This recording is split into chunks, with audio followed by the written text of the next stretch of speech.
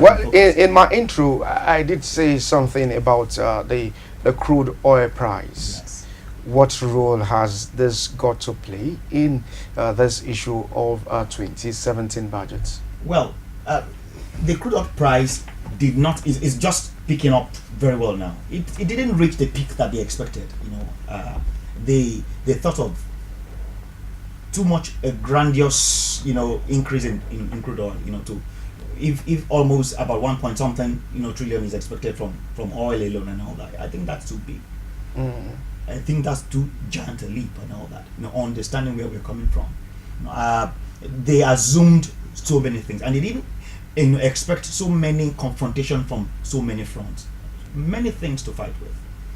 I think the 2018 budget. I pray that much more consideration is given to the assumption, so that we are not also giving assumptions that are too much highfalutin.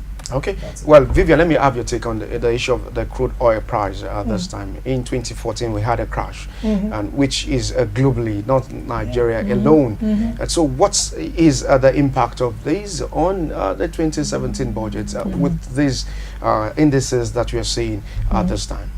Happily or unfortunately, the benchmark was about $42 for the 2017 budget.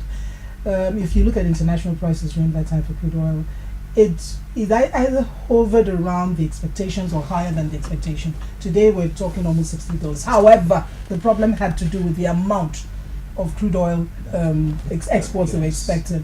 They predicated it on 2.2 million barrels a day, and even when I saw that, I chuckled. I said, look, even at the best of times, it was a struggle. We have the statistic. We can just quickly go through. That's the benchmark for the 2017 budgets, and that's what you can see there on the screen. 42.5 barrel dollars there. That's the oil price, and 2.2 million barrels per day. And that was and the exchange rates 305. Now let me say this. I don't know why government after government comes with this 2.2 million barrels a day, knowing that it's hardly by trend analysis. We've never we did during President Jonathan's era. At some point we hit it, but think of all the things that had to happen, and think of the politics of even the government of Jonathan to get that to happen. So during Obasanjo's time, there was a time it was 700,000 barrels per day at the height of the Niger Delta crisis, and then you now come with a highly contentious and divisive election against the background of what we know is playing out in the Niger Delta, and you now predicate a budget on 2.2 million barrels a day. It was a bit too optimistic. And what actually happened, I think what they actually were able to achieve was about 1.7 to 1.9 million barrels a day. So what you gained in higher than expected prices, you lost out in volumes. And really so with the increase in the crude oil price at the moment, so what is the indices now and the prospects for 2018 budget? Well, I think that should impact the 2018 budget, not immediately now. We are almost about 60 or so. 60.44.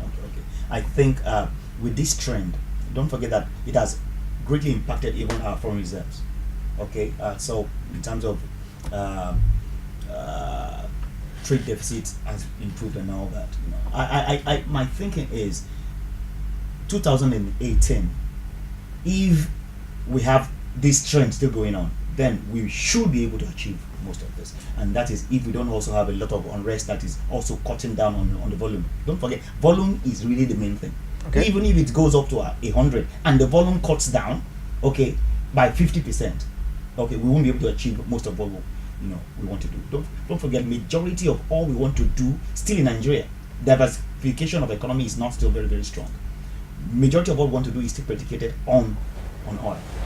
So when do we get to that point that we do without this issue of oil, Vivian? There's serious headwinds ahead, and I'm shocked in Nigeria nobody's even thinking of these things. Look, there was a lawsuit in the UK, and somebody filed and said, look, you have to, due to pollution and stuff, you have to consider